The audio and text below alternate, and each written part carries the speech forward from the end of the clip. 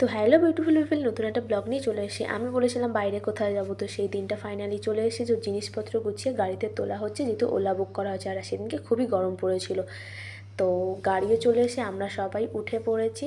আর এত গরম পড়েছিল বলে বাবাও জামাটা খুলে দিয়েছিল। তো গাড়িতে বসে আমরা চললাম কোথায়, হাওড়া ব্রিজ। আমি প্রথমবার হাওড়া ব্রিজের ওপর উঠেছিলাম।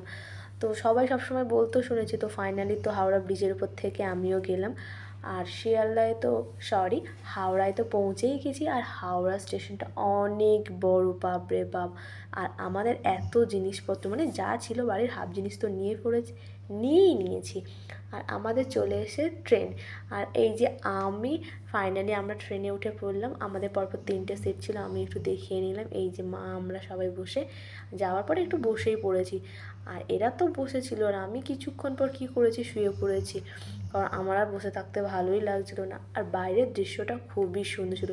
মানে কিছুক্ষণ পর পরই পাহাড়, দূর থেকে দেখা যাচ্ছে অনেক পাহাড়গুলো দেখতে খুবই সুন্দর।